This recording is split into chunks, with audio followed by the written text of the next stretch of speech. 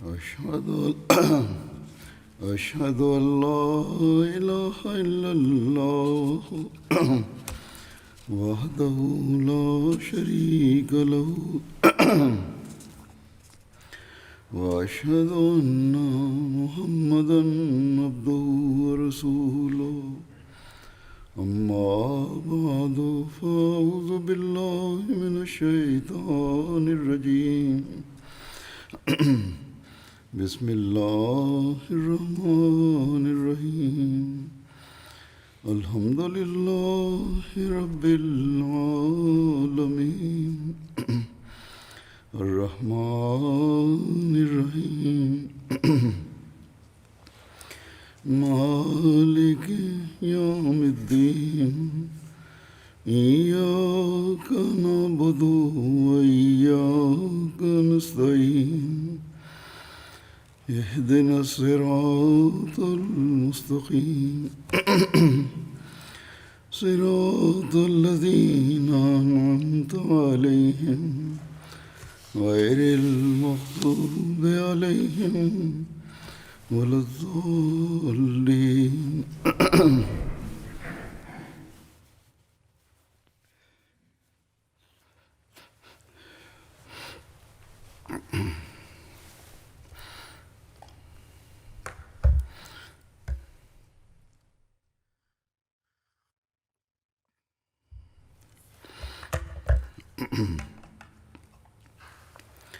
حضرت ابوبکر صدیق رضی اللہ تعالیٰ عنہ کے زندگی کی کچھ گھٹنائیں ہیں جن کا آج ورنن کروں گا۔ جب حضرت ابوبکر رضی اللہ تعالیٰ عنہ کے دیہانت کا سمے نکٹ آیا تو آپ نے حضرت عبد الرحمن بن عوف کو بلایا اور فرمایا مجھے عمر کے بارے میں بتاؤ۔ تو انہوں نے یعنی حضرت عبد الرحمن بن عوف نے کہا اے رسول اللہ صلی اللہ علیہ وسلم کے خلیفہ، اللہ کی قسم وہ یعنی حضرت عمر آپ کی جو رائے ہے اس سے بھی سریشٹھ ہیں، افضل ہیں، سوائے اس کے کہ ان کی طبیعت میں کچھ سختی ہے۔ حضرت ابوبکر نے فرمایا کہ سختی اس لیے ہے کہ وہ مجھ میں نرمی دیکھتے ہیں، اگر امارت ان کے سپرد ہو گئی تو وہ اپنی بہت سی باتیں جو ان میں ہیں اس کو چھوڑ دیں گے، کیونکہ میں نے ان کو دیکھا ہے کہ جب میں کسی ویکتی پر سختی کرتا تو وہ مجھے اس ویکتی سے راضی کرنے کی کوشش کرتے، اور جب میں کسی ویکتی سے نرمی کا برتاؤ کرتا تو اس پر مجھے سختی کرنے کا کہتے۔ اس کے بعد حضرت ابوبکر نے حضرت عثمان بن عفان کو بلایا اور ان سے حضرت عمر کے بارے میں پوچھا۔ حضرت عثمان نے کہا ان کا انترمن ان کے ظاہر سے بھی بہتر ہے، یعنی جتنا اچھا باہر سے دیکھتے ہیں اس سے بھی زیادہ وہ اندر سے اچھے ہیں، اور ہم میں ان جیسا کوئی نہیں۔ اس پر حضرت ابوبکر نے دونوں صحابیوں سے فرمایا جو کچھ میں نے تم دونوں سے کہا ہے اس کا ذکر کسی اور سے نہ کرنا۔ پھر حضرت ابوبکر نے فرمایا کہ اگر میں حضرت عمر کو چھوڑتا ہوں تو میں عثمان سے آگے نہیں جاتا، اور ان کو یہ ادھیکار ہوگا کہ وہ تمہارے معاملوں کے بارے میں کوئی کمی نہ کریں۔ اب میری یہ اچھا ہے کہ میں تمہارے معاملوں سے الگ ہو جاؤں اور تمہارے پوروجوں میں سے ہو جاؤں۔ حضرت ابوبکر کی بیماری کے دنوں میں حضرت طلحہ بن عبید اللہ حضرت ابوبکر کے پاس آئے اور کہا کہ آپ نے حضرت عمر کو لوگوں پر خلیفہ بنا دیا ہے، حالانکہ آپ دیکھتے ہیں کہ وہ آپ کی موجودگی میں لوگوں سے کس طرح ویوہار کرتے ہیں، اور اس سمے کیا حال ہوگا جب وہ اکیلے ہوں گے اور آپ اپنے رب سے ملاقات کریں گے اور وہ آپ سے پرجا کے بارے میں پوچھے گا، یعنی اللہ تعالیٰ آپ سے پوچھے گا اپنی پرجا کے بارے میں۔ حضرت ابوبکر نے فرمایا مجھے بٹھاؤ۔ اس سمے آپ لیٹے ہوئے تھے۔ آپ نے فرمایا مجھے بٹھا دو۔ جب سہارا لے کر ان کو بٹھایا گیا تو آپ نے کہا کیا تم مجھے اللہ سے ڈراتے ہو؟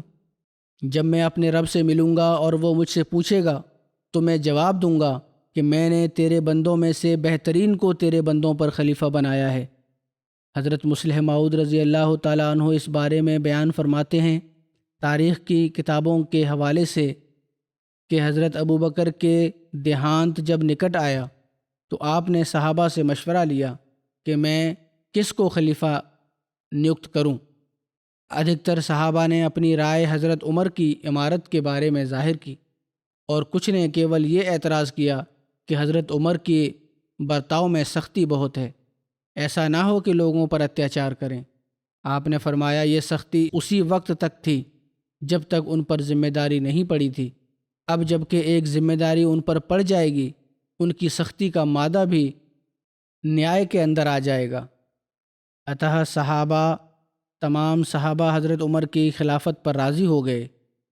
حضرت ابوبکر رضی اللہ تعالیٰ عنہ کی صحت چونکہ بہت خراب ہو چکی تھی، اس لیے حضرت ابوبکر نے اپنی بیوی اسما کا سہارا لیا، اور ایسی حالت میں جب کہ آپ کے پاؤں لڑکھڑا رہے تھے، ہاتھ کانپ رہے تھے، آپ مسجد میں آئے اور تمام مسلمانوں سے سمبودھت ہوتے ہوئے کہا کہ میں نے بہت دنوں تک نرنتر اس بات پر غور کیا ہے کہ اگر میں مرتیو کو پراپت ہو جاؤں تو تمہارا کون خلیفہ ہو۔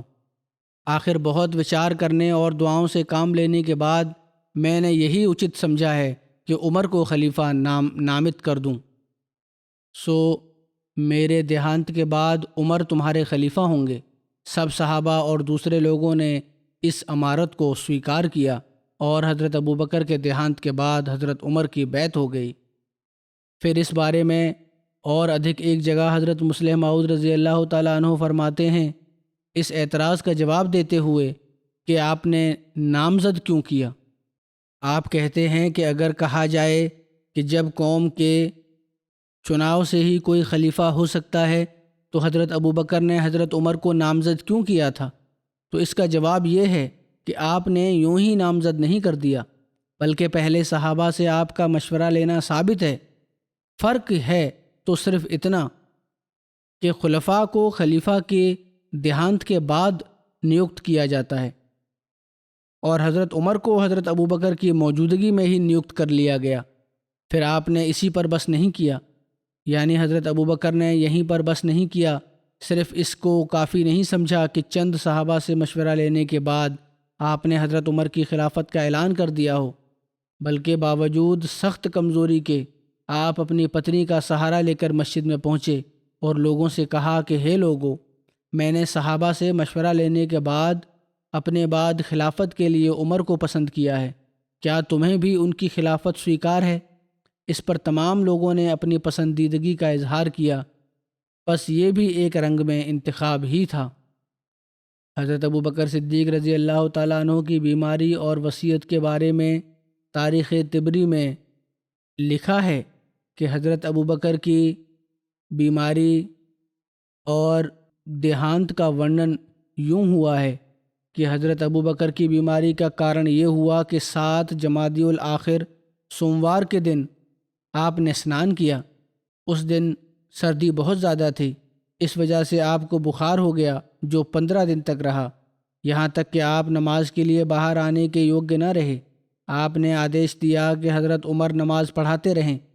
لوگ آپ کی بیمار پرسی کے لیے آتے تھے، مگر دن پرتی دن آپ کی طبیعت خراب ہوتی گئی۔ اس زمانے میں حضرت ابوبکر اس مکان میں ٹھہرے ہوئے تھے جو ان کو رسول اللہ صلی اللہ علیہ وسلم نے دیا تھا، اور جو حضرت عثمان بن عفان کے مکان کے سامنے تھا۔ بیماری کے زمانے میں زیادہ تر آپ کی تیمارداری اور دیکھ بھال حضرت عثمان کرتے رہے۔ آپ 15 دن تک بیمار رہے۔ کسی نے آپ سے کہا آپ ڈاکٹر کو بلا لیں تو اچھا ہے، آپ نے فرمایا وہ مجھے دیکھ چکا ہے۔ لوگوں نے پوچھا کہ اس نے آپ سے کیا کہا؟ آپ نے فرمایا کہ اس نے یہ کہا ہے کہ انی افعل ما اشاء، میں جو چاہتا ہوں کرتا ہوں۔ ایک دوسری روایت میں ہے کہ جب حضرت ابوبکر بیمار ہوئے تو لوگوں نے پوچھا کہ کیا ہم آپ کے لیے کسی ڈاکٹر کو بلا لیں؟ تو حضرت ابوبکر نے فرمایا کہ اس نے مجھے دیکھ لیا ہے اور کہا ہے کہ انی فعال لما یرید، اور کہا ہے کہ انی فعال لما ارید، کہ میں جو چاہوں گا ضرور کروں گا۔ بہرحال آپ کا کہنے کا ابھپرائے یہ تھا کہ اللہ تعالیٰ کا اب یہی ارادہ ہے کہ مجھے اپنے پاس بلا لے اور کسی ڈاکٹر کی ضرورت نہیں ہے۔ حضرت ابوبکر کا منگل کی شام کو 22 جمادی الآخر 13 ہجری کو 63 ورش کی آیو میں دیہانت ہوا۔ فرمایا آپ کا عہد خلافت 2 سال 3 مہینے 10 دن تک رہا۔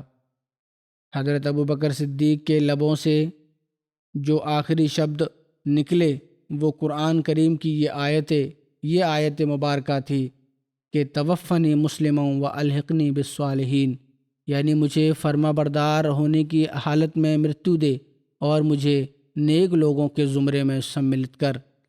حضرت ابوبکر صدیق کی انگوٹھی کا نقش یہ تھا کہ نعم القادر اللہ، یعنی کیا ہی قدرت رکھنے والا ہے اللہ تعالیٰ۔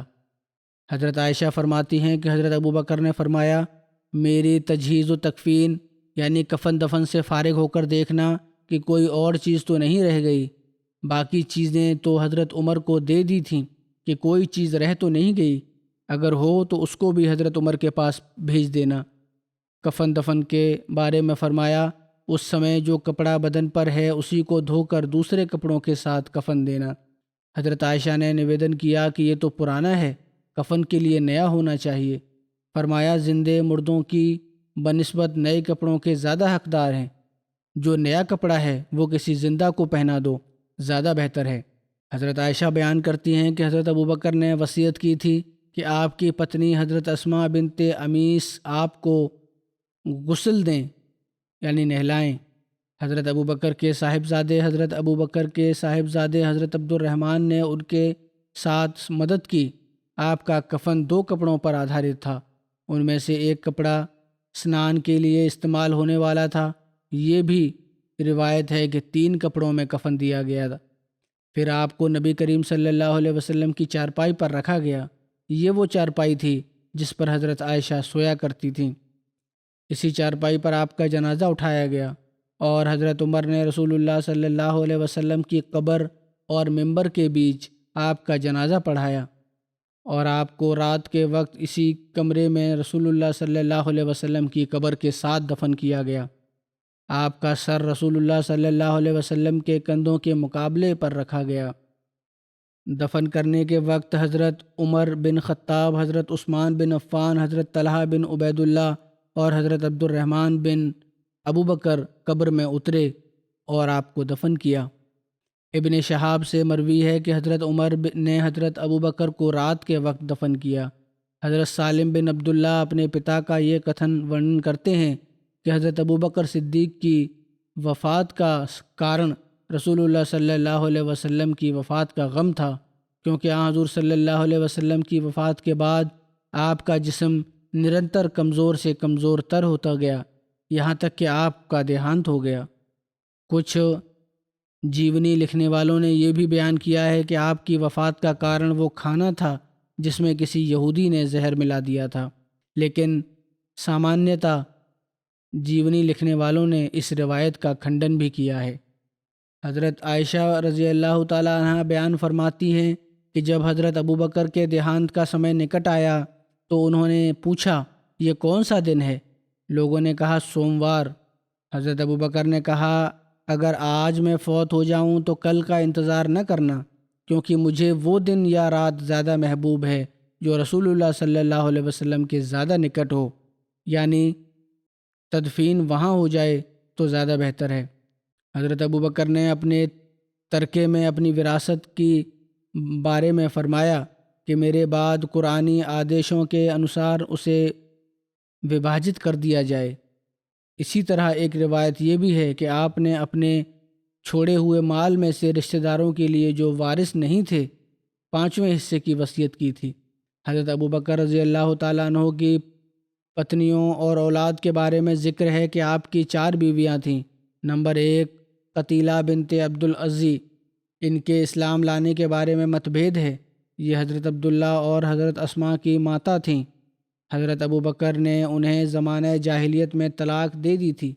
یہ ایک مرتبہ مدینہ میں حضرت اسماء یعنی اپنی بیٹی کے پاس کچھ گھی اور پنیر وغیرہ اپہار سوروپ لے کر آئی تھیں، مگر حضرت اسماء نے وہ ہدیہ لینے سے انکار کر دیا، وہ اپہار لینے سے انکار کر دیا اور انہیں گھر میں داخل نہیں ہونے دیا، اور حضرت عائشہ کو یہ کہلا بھیجا کہ اس بارے میں رسول اللہ صلی اللہ علیہ وسلم سے ذرا پوچھ کر بتاؤ کہ میری ماں اس طرح آئی ہے اور تحفہ لائی ہے، میں نے تو انہیں گھر میں داخل نہیں ہونے دیا، کیا اس بارے میں کیا آدیش ہے؟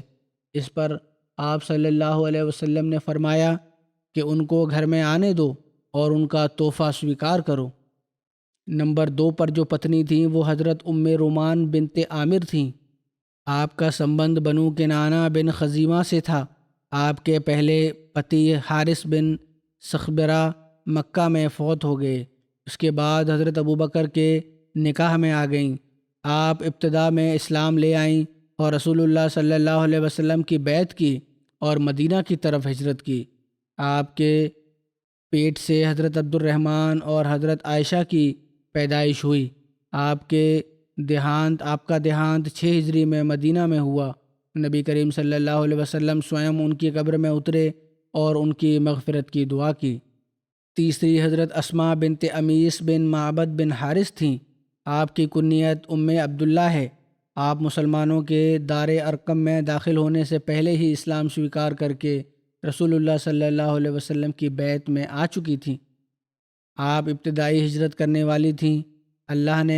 آپ نے اپنے پتی حضرت جعفر بن ابو طالب کے ساتھ پہلے حبشہ کی طرف ہجرت کی اور وہاں سے 7 ہجری میں مدینہ تشریف لائیں۔ 8 ہجری میں جنگ موتا میں جب حضرت جعفر شہید ہو گئے تو آپ حضرت ابوبکر رضی اللہ تعالیٰ عنہ کے نکاح میں آ گئیں۔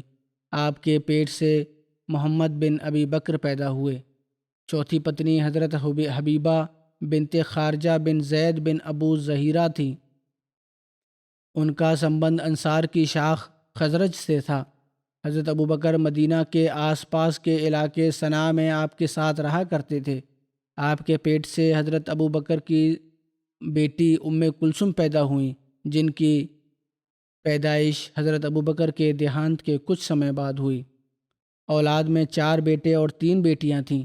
پہلے بیٹے حضرت عبد الرحمن بن ابوبکر، آپ حضرت ابوبکر کے سب سے بڑے بیٹے تھے۔ آپ حدیبیہ کے دن مسلمان ہوئے اور پھر اسلام پر ثابت قدم رہے۔ آپ کو رسول اللہ صلی اللہ علیہ وسلم کی صحبت ملی۔ آپ بہادری اور شجاعت میں بہت مشہور تھے۔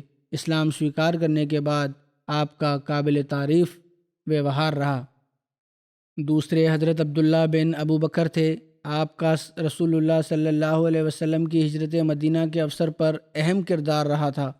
آپ تمام دن مکہ میں گزارتے اور مکہ والوں کی خبریں جمع کر کے اور پھر رات کے وقت چپکے سے غار میں پہنچ کر وہ خبریں رسول اللہ صلی اللہ علیہ وسلم اور حضرت ابوبکر کو سناتے اور صبح کے سمے واپس مکہ آ جاتے۔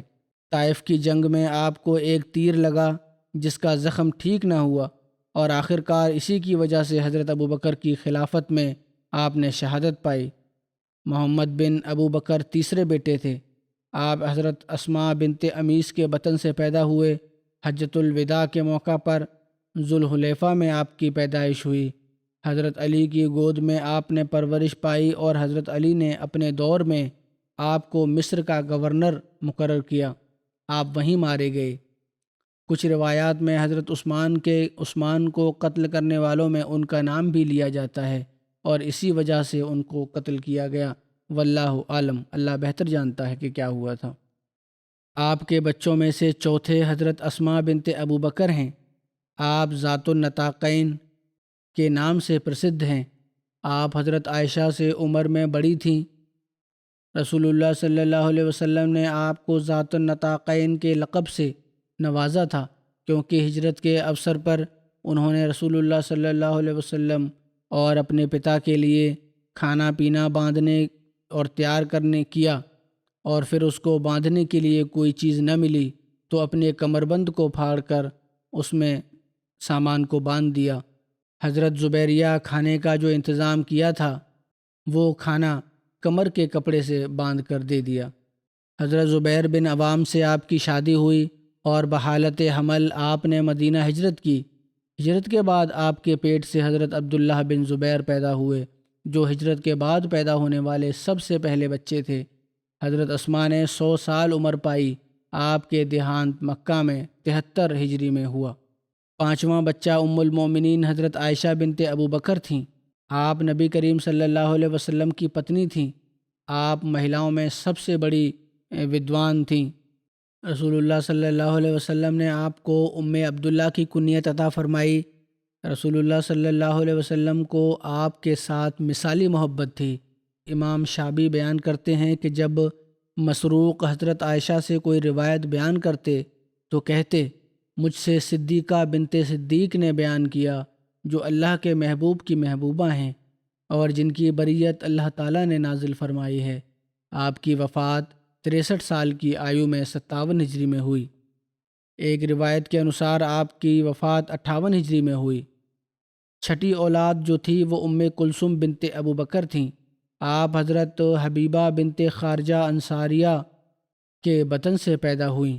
دیہانت کے سمے حضرت ابو بکر نے حضرت عائشہ سے فرمایا، یہ تمہارے دونوں بھائی اور دونوں بہنیں ہیں۔ حضرت عائشہ نے نویدن کیا کہ یہ میری بہن اسماء ہیں، انہیں تو میں جانتی ہوں، مگر میری دوسری بہن کون ہے؟ حضرت ابو بکر نے فرمایا، جو خارجہ کی بیٹی کے پیٹ میں ہے، یعنی ابھی پیدا نہیں ہوئی، جو پیدا ہونے والی ہے وہ بیٹی ہوگی۔ انہوں نے کہا کہ میرے دل میں یہ بات بیٹھ گئی کہ ان کے یہاں لڑکی پیدا ہوگی، بس ایسا ہی ہوا۔ حضرت ابو بکر کے دیہانت کے بعد ام کلثوم کی پیدائش ہوئی۔ ام کلثوم کی شادی حضرت طلحہ بن عبید اللہ سے ہوئی جو جنگ جمل میں شہید ہوئے۔ بعض روایات کے مطابق حضرت ابو بکر کی ایک بیٹی کی شادی حضرت بلال سے ہوئی تھی، اور یہ بھی بیان کیا جاتا ہے کہ یہ بیٹی آپ کی 4 بیویوں میں سے کسی بیوی کے پہلے خاوند سے تھی۔ نظام حکومت کے بارے میں لکھا ہے کہ کس طرح آپ نظام حکومت چلاتے تھے، یعنی جب حضرت ابو بکر کو کوئی معاملہ، کوئی کٹھنائی پیش آتی اور جہاں مشورے کی ضرورت ہوتی اور اہل الرائے لوگوں کی ضرورت ہوتی تو آپ اہل فقہ کا مشورہ لینا چاہتے تو آپ مہاجرین و انصار میں سے حضرت عمر، حضرت عثمان، حضرت علی، حضرت عبد الرحمن بن عوف، حضرت معاذ بن جبل اور حضرت ابی بن کعب اور حضرت زید بن ثابت رضی اللہ عنہم کو بھی بلاتے، یا بعض اوقات زیادہ تعداد میں مہاجرین اور انصار کو اکٹھا کرتے۔ حضرت مسلم موعود بیان فرماتے ہیں، شاورہم کی تشریح کرتے ہوئے کہ اس لفظ پر غور کرو، اس سے معلوم ہوتا ہے کہ مشورہ لینے والا ایک ہے، 2 بھی نہیں، اور جن سے مشورہ لینا ہے وہ بہرحال 3 یا 3 سے زیادہ ہیں۔ پھر وہ اس مشورے پر غور کرے۔ پھر یہ حکم ہے کہ فَإِذَا عَزَمْتَ فَتَوَكَّلْ عَلَى اللَّهِ، جس بات پر عزم کرے، جس بات کا تو پکا ارادہ کر لے تو اس کو پورا کرے اور کسی کی پرواہ نہ کرے۔ یعنی مشورہ لینے والا مشورہ لے، اس کے بعد لینے کے بعد اس پر غور کر کے اس پر عمل کرے اور پھر کسی کی پرواہ نہ کرے۔ آپ لکھتے ہیں کہ حضرت ابو بکر کے زمانے میں اس عزم اور سنکلپ کی خوب مثال ملتی ہے۔ جب لوگ مرتد ہونے لگے تو مشورہ دیا گیا کہ آپ اس لشکر کو روک لیں جو اسامہ کی کمان میں جانے والا تھا، مگر انہوں نے جواب دیا کہ جو لشکر حضرت صلی اللہ علیہ وسلم نے بھیجا ہے میں اسے واپس نہیں کر سکتا۔ ابو قحافہ کے بیٹے کی طاقت نہیں کہ ایسا کر سکے۔ پھر کچھ کو رکھ بھی لیا، یعنی کچھ صحابہ کو ان میں سے روک بھی لیا۔ اتہ حضرت عمر بھی اس لشکر میں جا رہے تھے، ان کو روک لیا۔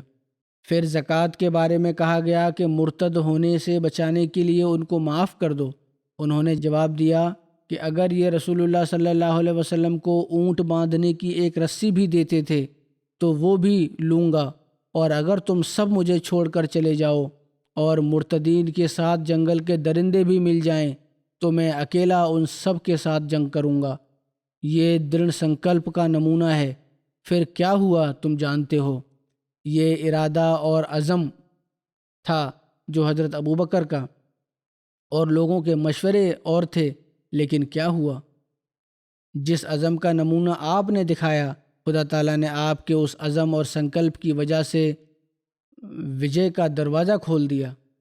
یاد رکھو، جب خدا سے انسان ڈرتا ہے تو پھر مخلوق کا رعب اس پر اثر نہیں کرتا۔ یہ ہے منصب خلافت کی حقیقت۔ بیت المال کا قیام۔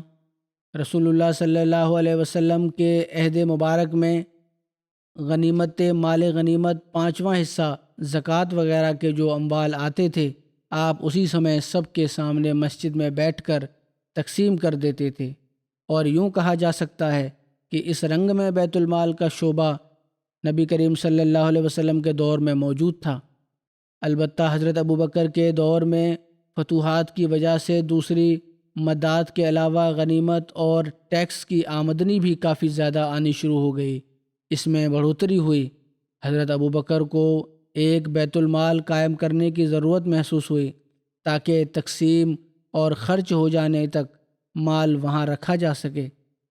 چنانچہ انہوں نے اکابر صحابہ کے مشورے سے ایک مکان اس کے لیے خاص انتظام کر دیا، لیکن یہ بیت المال برائے نام ہی رہا، کیونکہ حضرت ابوبکر کی ہمیشہ یہی کوشش ہوتی تھی کہ نقد اور چیز آنے کے ساتھ ہی تقسیم کر دی جائے۔ کچھ روایتوں کے مطابق محکمہ مال کی ذمہ داری حضرت ابو عبیدہ کے سپرد ہوئی۔ آرمب میں حضرت ابوبکر نے وادی ثنا میں بیت المال بنایا ہوا تھا۔ اس کے لیے کوئی محافظ، کوئی گارڈز وغیرہ تعینات نہیں ہوئے تھے۔ ثنا جو ہے وہ مدینہ کے آس پاس میں مسجد نبوی سے لگ بھگ 2 میل کی دوری پر ایک جگہ تھی۔ ایک بار کسی نے کہا، آپ بیت المال کی سرکشا کے لیے کوئی گارڈز وغیرہ کیوں نہیں نردھارت کرتے؟ آپ نے جواب دیا کہ اس کی حفاظت کے لیے ایک تالا کافی ہے، یعنی تالا لگا ہوا ہے، یہی کافی ہے، کیونکہ جو کچھ بھی بیت المال میں جمع ہوتا تھا آپ اسے تقسیم فرما دیتے تھے۔ اکثر خالی ہی رہتا تھا، یہاں تک کہ وہ بالکل خالی ہو جاتا۔ پھر جب آپ مدینہ شفٹ ہوئے تو بیت المال اپنے گھر میں ہی آپ نے ہستانترت کر لیا۔ آپ کا طریقہ یہ تھا کہ جو مال بیت المال میں ہوتا لوگوں کو تقسیم کر دیا کرتے، یہاں تک کہ وہ خالی ہو جاتا، اور تقسیم کرنے کے بعد ہر ایک کو برابر برابر دیا کرتے، اور اسی مال سے آپ اونٹ، گھوڑے اور ہتھیار خرید کر اللہ کی راہ میں تقسیم کر دیتے۔ ایک بار آپ نے دیہاتیوں سے چادریں خرید کر مدینہ کی بیواؤں میں تقسیم کروائیں کی تو کئی دفعہ ہوں گی، لیکن بہرحال یہ ذکر روایت میں ایک دفعہ ہی ریکارڈ ہوا ہے۔ حضرت ابوبکر کے لیے بیت المال سے وظیفہ مقرر کیا جانا، اس کے بارے میں لکھا ہے کہ جب حضرت ابوبکر خلیفہ نیوکت ہوئے تو ان کی ضروریات کو پورا کرنے کے لیے بھی بیت المال سے ہی وظیفے کا انتظام کیا گیا۔ حضرت عائشہ بیان کرتی ہیں کہ جب حضرت ابوبکر صدیق خلیفہ ہوئے تو انہوں نے فرمایا کہ میری قوم کو علم ہی ہے کہ میرا پیشہ ایسا نہیں تھا جس سے میں اپنے گھر والوں کی خوراک مہیا نہ کر سکتا۔ اتنا تھا میری آمدنی کہ میں آرام سے گھر چلا رہا تھا، مگر اب میں مسلمانوں کے کاموں میں ویست ہو گیا ہوں، اتہ ابوبکر کے پریوار اب بیت المال سے کھائیں گے، اور وہ یعنی ابوبکر مسلمانوں کے لیے اس مال میں کاروبار کرے گا اور تجارت سے ان کا مال بڑھاتا رہے گا۔ اتہ مسلمانوں نے آپ کے لیے سالانہ 6000 درہم نیوکت کر دیے۔ کچھ کہتے ہیں کہ آپ نے اتنا سویکار کیا تھا جتنا آپ کی ضرورت کے لیے کافی ہے۔ آپ پہلے والی تھے، یعنی حکومت کے پہلے سربراہ تھے جس کی رعایا نے آپ کے خرچے منظور کیے۔ ایک روایت میں اس طرح ذکر ملتا ہے کہ جب حضرت ابوبکر خلیفہ بنائے گئے تو ایک دن صبح کے سمے آپ بازار کی طرف جا رہے تھے۔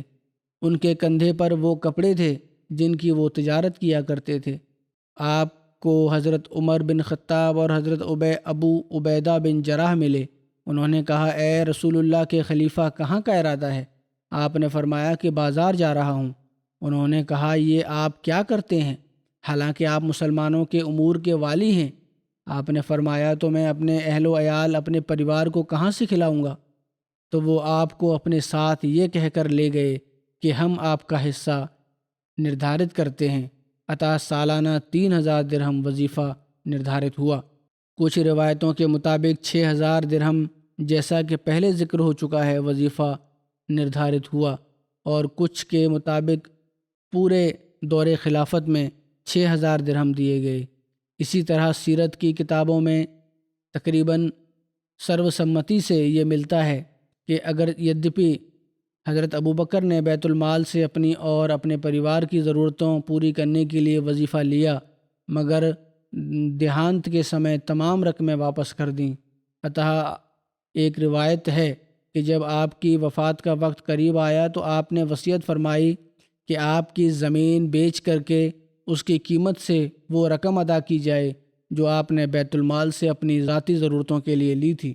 ایک اور روایت میں اس طرح ذکر ملتا ہے کہ جب حضرت ابوبکر کا دیہانت کا سمے نکٹ آیا تو آپ نے حضرت عائشہ سے فرمایا کہ جب سے ہم خلیفہ ہوئے ہیں میں نے قوم کا کوئی دینار اور درہم نہیں کھایا، بلکہ معمولی کھانا اور موٹا لباس پہنتا رہا، اور مسلمانوں کے مال غنیمت میں صرف یہ چیزیں ہیں: غلام، اونٹ اور چادر۔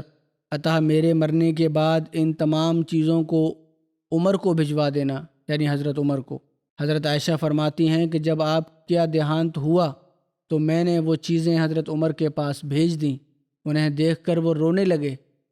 حضرت عمر چیزیں دیکھ کر رونے لگے، یہاں تک کہ ان کے آنسو زمین پر گرنے لگے، اور یہی فرما رہے تھے حضرت عمر کہ اللہ ابوبکر پر رحم فرمائے، انہوں نے اپنے بعد کے لوگوں کو مصیبت میں ڈال دیا۔ جب حضرت ابوبکر نے وفات پائی تو حضرت عمر نے صرف کچھ صحابہ کو بلا کر بیت المال کا جائزہ لیا تو حضرت عمر نے اس میں کوئی چیز، نہ درہم نہ دینار پایا، کچھ بھی نہیں تھا، خالی تھا، سب تقسیم کر دیا تھا۔ قضاء کے محکمے کا نظام جاری کیا آپ نے۔ حضرت ابوبکر کے دور میں یدیپی محکمہ قضاء کو باقاعدہ طور پر منظم نہیں کیا گیا تھا، لیکن آپ نے قضاء کا محکمہ حضرت عمر کے سپرد کر رکھا تھا۔ ایک روایت میں ذکر ہے کہ جب حضرت ابوبکر خلیفہ ہوئے تو حضرت عمر نے فرمایا میں آپ کی طرف سے عدالت کی سیوائیں انجام دوں گا۔ حضرت عمر 1 سال تک پرتیکشا میں رہے، مگر اس عرصہ میں کوئی 2 ویکتی بھی آپ کے پاس لڑائی جھگڑا لے کر نہیں آئے۔ کوئی لڑائی جھگڑا ہی نہیں ہوتا تھا، کوئی مسئلے مسائل نہیں پیدا ہوتے تھے۔ مقدمے کی تعداد بہت کم تھی، اگر کوئی مقدمہ آ بھی جاتا تو حضرت ابوبکر خود اس کے لیے وقت نکال لیتے، خود ہی حل کر دیا کرتے تھے۔ قضاء کے محکمہ کے سربراہ حضرت عمر تھے، اور آپ کی مدد کے لیے کچھ نمن لکھت صحابی نیوکت تھے: حضرت علی، حضرت معاذ بن جبل، حضرت ابی بن کعب، حضرت زید بن ثابت اور حضرت عبداللہ بن مسعود رضی اللہ تعالیٰ عنہم۔ حضرت عمر بیان کرتے ہیں کہ اس سمے امن و امان اور دیانت داری کا یہ عالم تھا کہ مہینہ مہینہ گزر جاتا اور 2 آدمی بھی فیصلہ کرانے کے لیے میرے پاس نہ آتے تھے۔ محکمہ افتاء کے بارے میں لکھا ہے کہ نئے نئے قبیلے اور آبادیاں حلقہ اسلام میں داخل ہو رہی تھیں، اور حالات کے پیش نظر بعض نئے نئے فقہی مسائل بھی پیدا ہو رہے تھے۔ اس لیے حضرت ابوبکر نے عام مسلمانوں کی سہولت اور رہنمائی کے لیے محکمہ افتاء قائم کیا، اور حضرت عمر، حضرت عثمان، حضرت علی اور حضرت عبد الرحمن بن عوف اور حضرت ابی بن کعب اور حضرت معاذ بن جبل اور حضرت زید بن ثابت کو فتویٰ دینے پر مامور کیا، کیونکہ یہ حضرات تفقہ فی الدین اور علم و اجتہاد کے لحاظ سے دوسروں سے ممتاز تھے، دوسروں پر پرتشٹھا رکھتے تھے۔ ایک روایت کے مطابق حضرت عبداللہ بن مسعود بھی فتویٰ دینے والے ان صحابیوں میں سملت تھے، کسی دوسرے کو فتویٰ دینے کی انومتی نہ تھی ان کے علاوہ۔ ایک اتہاس کار نے لکھا ہے کتابت جو تھا محکمہ لکھنے کا، اس کے بارے میں کہ لکھنے والا لکھتا ہے کہ نئے زمانے کی اصطلاح میں کاتب کو حکومت کا سیکٹری کہنا چاہیے، یعنی جو نوٹس وغیرہ لیتا رہتا ہے میٹنگز کے۔ حضرت ابوبکر کے عہد خلافت میں نظام دیوان قائم نہ ہوا تھا، لیکن سرکاری آدیش کی تحریر، معاہدوں کی تدقیم، ان کو لکھنا اور دوسرے تحریری کاموں کے لیے کچھ حضرات مخصوص تھے۔ کتابت کی خدمت میں یعنی لکھنے کی سیوا پر حضرت عبداللہ بن ارقم عہد نبوی سے مامور تھے، چنانچہ عہد صدیقی میں بھی ان کے سپرد یہ کام رہا۔ ایک روایت کے مطابق حضرت ابوبکر کے دور خلافت میں حضرت زید بن ثابت نے محکمہ کتابت سنبھالا تھا، اور کبھی کبھی آپ کے پاس موجود دیگر صحابہ جیسے حضرت علی، حضرت عثمان اس ذمہ داری کو نبھاتے تھے۔ فوج کا محکمہ ہے، فوج کا وبھاگ ہے۔ اس بارے میں لکھا ہے کہ حضرت ابوبکر کے دور میں کوئی باقاعدہ فوجی نظام نہیں تھا۔ جہاد کے وقت ہر مسلمان مجاہد ہوتا تھا۔ فوج کی تقسیم قبیلوں کے مطابق ہوتی تھی، ہر قبیلے کا امیر الگ الگ ہوتا اور ان سب پر امیر العمراء کا عہدہ ہوتا تھا، جو کہ حضرت ابوبکر کی ایجاد تھی۔ حضرت ابوبکر نے سامان جنگ کی فراہمی کے لیے یہ انتظام فرمایا تھا کہ وبھن مادھیموں سے جو آمدنی ہوتی تھی اس کا یک معقول حصہ فوجی خرچوں کے لیے علیحدہ نکال لیتے تھے، جس سے اسلحہ اور بار برداری کے جانور خریدے جاتے تھے۔ مزید جہاد کے اونٹوں اور گھوڑوں کی پرورش کے لیے کچھ چراگاہیں خاص کر دی گئی تھیں۔ ایک لیکھک لکھتا ہے کہ حضرت ابوبکر کی عسکری حکومت کا نظام اس بدوی طریقے کے زیادہ قریب تھا جو رسول اللہ صلی اللہ علیہ وسلم کے دور سے بھی پہلے قبائل عرب میں رائج تھا۔ اس سمے حکومت کے پاس کوئی باقاعدہ منظم لشکر موجود نہ تھا، بلکہ ہر ویکتی اپنے طور پر جنگی سیواؤں کے لیے اپنے آپ کو پرستت کرتا تھا۔ جب لڑائی کا اعلان کر دیا جاتا تو قبائل ہتھیار لے کر نکل پڑتے اور دشمن کی جانب کوچ کر دیتے۔ سامان رسد اور اسلحہ کے لیے قبائل مرکزی حکومت کی طرف نہ دیکھتے تھے، بلکہ خود ہی ان چیزوں کا انتظام کرتے تھے۔ حکومت کی طرف سے انہیں تنخواہ بھی نہ دی جاتی تھی، بلکہ وہ مال غنیمت ہی کو اپنا حق الخدمت سمجھتے تھے۔ میدان جنگ میں جو مال غنیمت حاصل ہوتا تھا اس کا 4/5 حصہ جنگ میں حصہ لینے والوں کے بیچ تقسیم کر دیا جاتا تھا، اور 5واں حصہ خلیفہ کی خدمت میں دارالحکومت یعنی راجدھانی میں بھیج دیا جاتا تھا، جسے وہ بیت المال میں جمع کر دیتا تھا۔ 5واں حصے کے ذریعے سے سلطنت کے معمولی خرچے پورے کیے جاتے۔ جو آپ نے ہدایت دیں جنگوں میں سپہ سالار کو جو امیر العمراء بنائے جاتے تھے جنگوں کے۔ حضرت ابوبکر جنگ کے بارے میں لکھا ہے کہ حضرت ابوبکر جنگ پر جانے والے سپہ سالاروں اور کمانڈروں کو بھی نردیش دیتے تھے۔ حضرت اسامہ کے لشکر کو آپ نے سمبودھت کرتے ہوئے فرمایا کہ میں تم کو 10 باتوں کی نصیحت کرتا ہوں۔ تم خیانت نہ کرنا اور مال غنیمت سے چوری نہ کرنا، تم وعدہ خلافی نہ کرنا اور وعدہ خلافی نہ کرنا، اور کسی چھوٹے بچے کو قتل نہ کرنا، اور نہ کسی بوڑھے کو، اور نہ کسی عورت کو، اور نہ کھجور کے ورکش کو کاٹنا اور نہ اس کو جلانا، اور نہ کسی پھلدار ورکش کو کاٹنا، نہ تم کسی بکری، گائے، اونٹ کو ذبح کرنا سوائے اس کے کہ تمہیں کھانے کی ضرورت پڑے۔ جب ضرورت ہو تو کرو، نہیں تو نہیں۔ اور تم کچھ ایسے لوگوں کے پاس سے گزرو گے جنہوں نے اپنے آپ کو گرجوں میں وقف کر رکھا ہے، بس تم انہیں ان کی حالت پر چھوڑ دینا، انہیں کچھ نہیں کہنا۔ جو راہب ہیں، اور تم ایسے لوگوں کے پاس جاؤ گے جو تمہیں وبھن پرکار کے کھانے برتنوں میں پرستت کریں گے، تم ان پر اللہ کا نام لے کر کھانا، اور تمہیں ایسے لوگ ملیں گے جو اپنے سر کے بال درمیان سے صاف کیے ہوں گے اور چاروں پٹیوں کے سمان بال چھوڑے ہوں گے، تو تلوار سے ان کی خبر لینا، کیونکہ یہ لوگ مسلمانوں کے خلاف بھڑکانے والے اور جنگیں کرنے والے ہوں گے۔ اللہ کے نام سے روانہ ہو جاؤ۔ اللہ تمہیں ہر قسم کے زخم سے اور ہر قسم کی بیماری اور طاعون سے سرکشت رکھے۔ اسی طرح حضرت ابوبکر نے حضرت یزید بن ابو سفیان کو شام کی اور جنگ کے لیے بھیجتے ہوئے لکھا۔ اس کا ذکر میں پہلے بھی کر چکا ہوں، کچھ اہم باتوں کا خلاصہ دوبارہ بیان کر دیتا ہوں۔ بڑی ضروری باتیں ہیں، یہ یاد رکھنے والی ہیں، ہر عہدیدار کے لیے یاد رکھنے والی ہیں۔ آپ نے کہا کہ میں نے تمہیں والی مقرر کیا تاکہ تمہیں آزماؤں، تمہارا تجربہ کروں اور تمہیں باہر نکال کر تمہاری تربیت کروں۔ اگر تم نے اپنے کرتویہ اچھے طریقے سے ادا کیے تو تمہیں دوبارہ تمہارے کام پر مقرر کروں گا اور ادھک ترقی دوں گا، اور اگر تم نے کوتاہی کی تو تمہیں معزول کر دوں گا، ہٹا دوں گا۔ اللہ کے تقویٰ کو تم لازم پکڑو۔ میں تمہارے اندرونی حالات کو اسی طرح دیکھتا ہوں جس طرح ظاہر کو دیکھتا ہوں۔ لوگوں میں خدا کے زیادہ قریب وہ ہے جو اللہ سے دوستی کا سب سے بڑھ کر حقدار ہے، اور لوگوں میں سب سے زیادہ اللہ کے قریب وہ ویکتی ہے جو اپنے عمل کے ذریعے سب سے زیادہ اس کے قریب ہے۔ پھر فرمایا جہالت اور پکشپات سے بچنا، اللہ کو یہ باتیں انتہائی ناپسند ہیں۔ پھر فرمایا تم اپنے لشکر کے ساتھ اچھا برتاؤ کرنا، ان کے ساتھ بھلائی سے پیش آنا، جب انہیں وعظ و نصیحت کرنا تو مختصر کرنا، کیونکہ بہت زیادہ بات چیت بہت سی باتوں کو بھلا دیتی ہے۔ تم اپنے نفس کو درست رکھو، لوگ تمہارے لیے درست ہو جائیں گے۔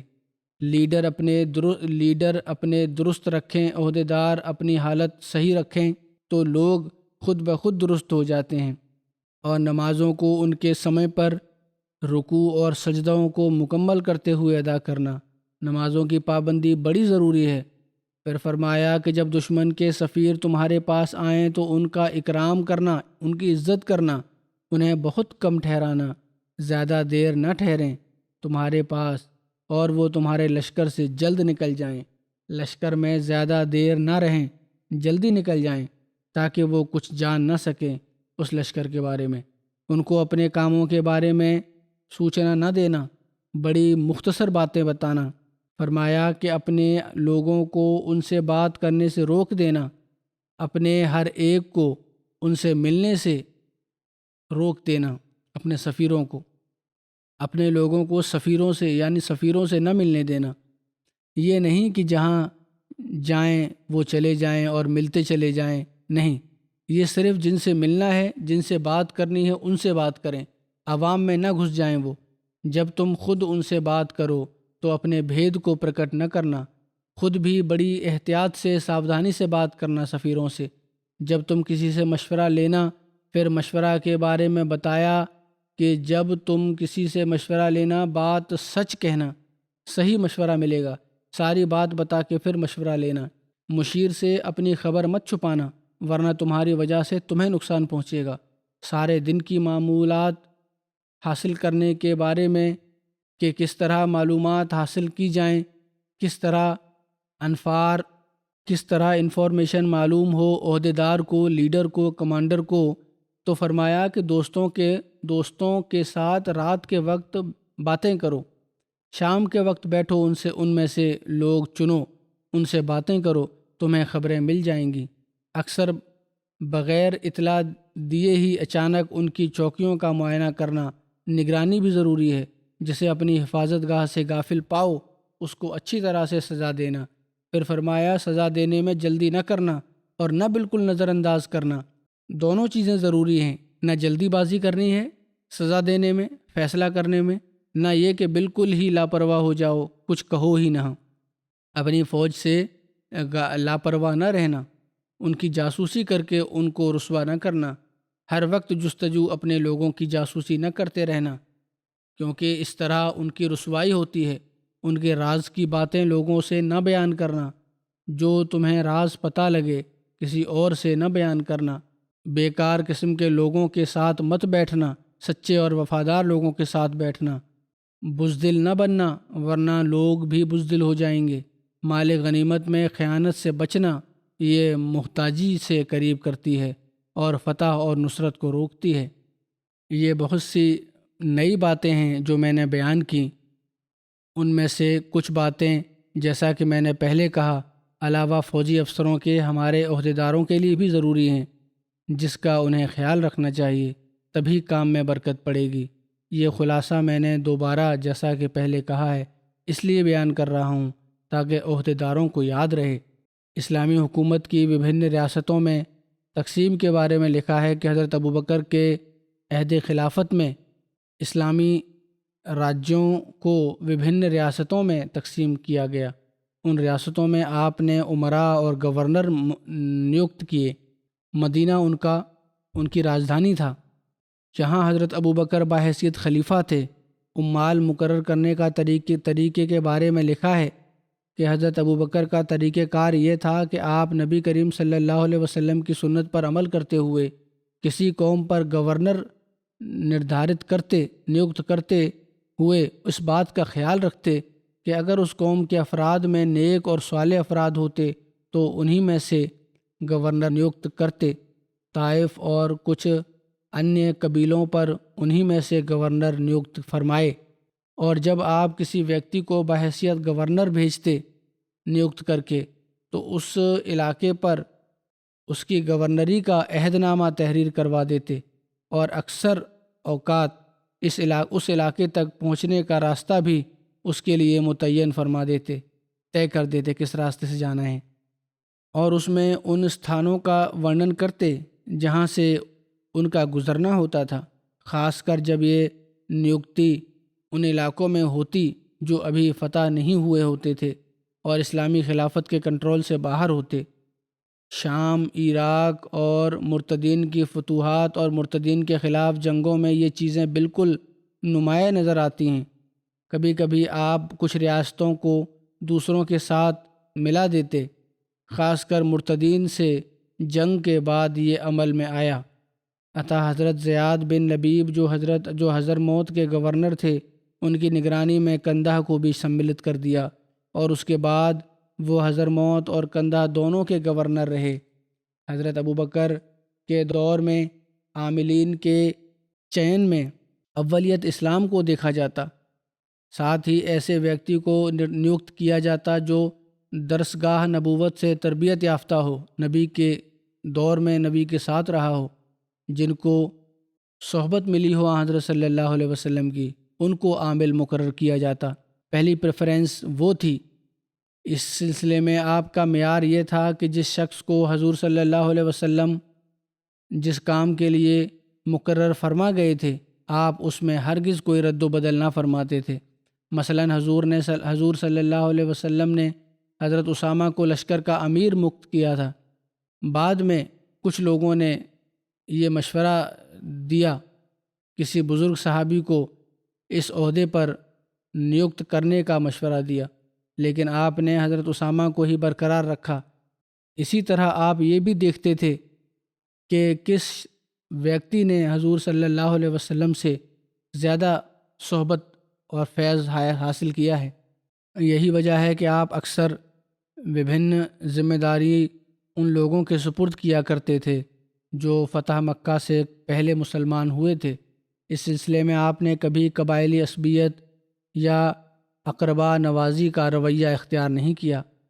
اسی سخت اصول اور بلند معیار کا نتیجہ تھا کہ آپ کے مقرر کردہ عمال اور حکام نے ہمیشہ اپنی بہترین صلاحیتیں اسلام اور مسلمانوں کی خدمت کے لیے استعمال کیں۔ حضرت ابوبکر صدیق عمال کی تقرری میں اہل علاقہ کی رائے کا بھی احترام کرتے تھے۔ عطا حضرت علا بن حضرمی عہد نبی میں بحرین کی گورنر رہے، بعد میں کسی وجہ سے ان کو وہاں سے کہیں اور بھجوایا گیا۔ پھر حضرت ابوبکر کے دور خلافت میں اہل بحرین نے حضرت ابوبکر کو درخواست کی کہ حضرت علا کو ان کے پاس واپس بھجوا دیا جائے، تو حضرت ابوبکر نے حضرت علا بن حضرمی کو بحرین کا گورنر بنا کر ان کے پاس بھجوا دیا۔ عاملین کو بھی ہدایت دیں آپ نے۔ اس کے بارے میں لکھا ہے کہ حضرت ابوبکر حکام کی نیوکتی کے افسر پر خود ہدایت دیتے تھے۔ چنانچہ تاریخ طبری میں ہے کہ عمرو بن عاص اور ولید بن عقبہ کو نصیحت کرتے ہوئے فرمایا، ظاہر اور باطن میں خدا سے ڈرتے رہو۔ جو شخص اللہ سے ڈرتا ہے وہ اس کے لیے رہائی کا راستہ پیدا کر دیتا ہے اور اس کو ایسے ذریعے سے رزق دیتا ہے جہاں سے ملنے کا اس کو گمان بھی نہیں ہوتا۔ جو اللہ تعالیٰ سے ڈرتا ہے وہ اس کے گناہ معاف کر دیتا ہے، یعنی اللہ تعالیٰ اس کے گناہ معاف کر دیتا ہے اور اس کو بڑھا کر اجر دیتا ہے۔ خدا تعالیٰ کا تقوی اختیار کرنا ان سب میں بہتر ہے جس کی خدا تعالیٰ کے بندے ایک دوسرے کو نصیحت کرتے ہیں۔ تم خدا کے راستوں میں سے ایک راستے پر جا رہے ہو، لہٰذا جو معاملہ تمہارے دھرم کی مضبوطی اور تمہاری حکومت کی سرکشا کا موجب ہو، اس میں تمہارا کوتاہی کرنا ناقابل معافی جرم ہے، بس تمہاری طرف سے سستی اور غفلت ہرگز نہیں ہونی چاہیے۔ حضرت مستورد بن شداد بیان کرتے ہیں کہ میں نے نبی کریم صلی اللہ علیہ وسلم کو فرماتے ہوئے سنا کہ جو شخص ہمارا عامل ہو وہ ایک بیوی رکھ لے، اور اگر اس کے پاس خادم نہ ہو تو وہ ایک خادم رکھ لے، اگر اس کے پاس رہائش کے لیے مکان نہ ہو تو رہائش کے لیے ایک مکان رکھ لے۔ مستورد نے کہا، حضرت ابوبکر نے فرمایا، جو شخص ان چیزوں کے علاوہ کچھ بھی لے تو وہ خیانت کرنے والا ہے، یا فرمایا کہ وہ چور ہے۔ عمال کا محاسبہ کس طرح ہوتا تھا؟ حضرت ابوبکر عمال اور حکام کی ایک ایک حرکت پر نظر رکھتے تھے، عطا یہ لوگ حضرت صلی اللہ علیہ وسلم کا فیض صحبت حاصل کر چکے تھے، اس لیے حضرت عمر کے خلاف حضرت ابوبکر ان کی معمولی بھول چوک سے درگزر فرماتے تھے۔ تاریخ طبری میں ہے، نظر رکھتے تھے کہ کیا کر رہے ہیں، لیکن معمولی باتوں کو درگزر فرما دیتے تھے، اندیکھا کر دیتے تھے۔ تاریخ طبری میں ہے کہ حضرت ابوبکر اپنے عمال اور آدمیوں کو قید نہیں کرتے تھے، لیکن جب کوئی سخت غلطی کرتا تو آپ اس کو مناسب چیتاونی ضرور دیتے تھے، چاہے وہ عہدے کے اعتبار سے کتنا بڑا کیوں نہ ہو۔ حضرت مہاجر بن امیہ کے بارے میں ہے کہ آپ کو معلوم ہوا کہ انہوں نے ایک ایسی عورت کے دانت اکھڑوا دیے ہیں جو مسلمانوں کی بے عزتی کرتی تھی، تو اس پر آپ نے فوراً حضرت مہاجر کو سزا کا خط لکھا، حتیٰ کہ اگر آپ کو حضرت خالد بن ولید کی کسی کوتاہی کا علم ہوتا تو آپ ان کو بھی سرزنش یعنی ڈانٹ ڈپٹ کرنے میں کوئی ڈھیل نہ دیتے تھے۔ امراء اور گورنروں کی ذمہ داریوں کے بارے میں لکھا ہے کہ حضرت ابوبکر نے وبھن علاقوں، شہروں اور قصبوں میں جو گورنر اور امیر مقرر کیے تھے ان کی وبھن ذمہ داریاں اور ڈیوٹیاں لگائی گئی تھیں۔ امراء اور ان کے نائبین کی مالی ذمہ داریاں بھی تھیں۔ وہ اپنے اپنے علاقے کے دولت مندوں سے زکوٰۃ وصول کر کے غریبوں میں تقسیم کرتے تھے اور غیر مسلموں سے ٹیکس لے کر بیت المال میں جمع کراتے تھے۔ ان کی یہ ذمہ داری نبی صلی اللہ علیہ وسلم کے عہد سے چلی آ رہی تھی۔ رسول کریم صلی اللہ علیہ وسلم کے دور میں ہونے والے سمجھوتوں کی تجدید کی گئی، ان کو پنہ طے کیا گیا۔ نجران کے والی نے رسول کریم صلی اللہ علیہ وسلم اور اہل نجران کے درمیان کیے گئے سمجھوتے کی تجدید کی تھی، کیونکہ اہل نجران کے عیسائیوں نے اس کا مطالبہ کیا تھا۔ امراء اپنے اپنے علاقوں میں لوگوں کو دینی تعلیم دینے اور اسلام کی تبلیغ و دعوت اور نشر و اشاعت میں بھرپور کردار ادا کرتے تھے۔ ان میں سے اکثر مساجد میں حلقہ بنا کر لوگوں کو قرآن اور اسلامی احکام اور آداب سکھاتے تھے۔ وہ ایسا رسول کریم صلی اللہ علیہ وسلم کی سنت کی پیروی میں کرتے تھے۔ یہ ذمہ داری رسول کریم صلی اللہ علیہ وسلم اور ان کے خلیفہ حضرت ابوبکر کی نظر میں سب سے مہتوپورن شمار ہوتی تھی، اس لیے حضرت ابوبکر کے امراء اور گورنروں نے اس ذمہ داری کو خوب نبھایا اور اچھی طرح نبھایا، یہاں تک کہ ایک اتہاس کار حضرت ابوبکر کے حضر موت نیوکت کردہ امیر زیاد بن لبید کے بارے میں لکھتا ہے کہ جب صبح ہوتی تو زیاد لوگوں کو قرآن پڑھانے کے لیے تشریف لے کر آتے، جیسا کہ وہ امیر بننے سے پہلے قرآن پڑھانے آیا کرتے تھے۔ اسی طرح تعلیم و تربیت کے ذریعے سے ان امراء نے اپنے علاقوں میں اسلام کی نشر و اشاعت پرچار پرسار میں مہتوپورن بھومکا نبھائی۔ وجے کیے ہوئے علاقوں اور مرتد اور باغی ہو جانے والے علاقوں میں اسی تعلیم کی بدولت اسلام مضبوط ہوا۔ ایسے علاقے جہاں ان کے باسی نئے مسلمان ہوئے تھے اور دینی آدیشوں سے بے خبر تھے، ان علاقوں میں اس تعلیم کا بہت اچھا اثر ہوا، جبکہ اسلام کے مضبوط مراکز مثلاً مکہ مکرمہ، طائف اور مدینہ منورہ میں بھی ایسے معلمین مقرر تھے جو لوگوں کی تعلیم و تربیت کا پربند کرتے تھے۔ یہ سب کچھ اس کے خلیفہ یا امیر کے آدیش پر ہوتا تھا، یا جنہیں خلیفہ خاص طور پر وبھن علاقوں میں تعلیم کے لیے نیوکت کرتا تھا، یہ وہ کرتویہ سر انجام دیتے تھے۔ علاقے کا امیر یا گورنر اپنے صوبے کے انتظامی معاملوں کا سیدھے طور پر ذمہ دار ہوتا تھا۔ اگر اسے کسی سفر پر جانا ہوتا تو وہ اپنا نائب مقرر کرتا تھا، جو کہ اس کی واپسی تک پربند تمام معاملوں کا نگران ہوتا تھا۔ اس کی مثال یہ ہے کہ حضرت مہاجر بن ابی امیہ کو رسول اللہ صلی اللہ علیہ وسلم نے کندھے کا گورنر مقرر کیا تھا۔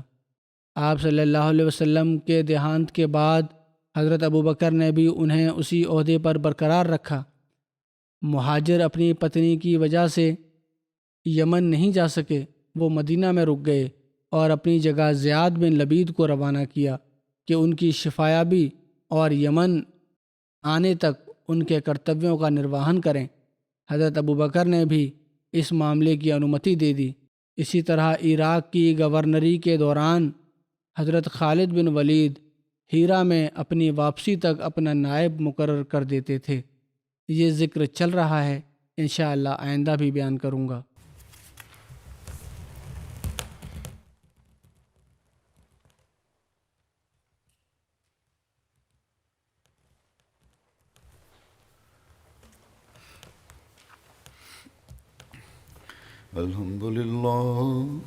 الحمد لله نحمده ونستعينه ونستغفره ونؤمن به ونتوكل عليه ونعوذ بالله من شرور أنفسنا ومن سيئات أعمالنا من يهده الله فلا مضل له ومن يضلل فلا هادي له ونشهد أن لا إله إلا الله ونشهد أن محمدا عبده ورسوله عباد الله رحمكم الله إن الله يأمر بالعدل والإحسان وإيتاء ذي القربى وينهى عن الفحشاء والمنكر والبغي يعظكم لعلكم تذكرون اذكروا الله يذكركم وادعوه يستجب لكم ولذكر الله أكبر۔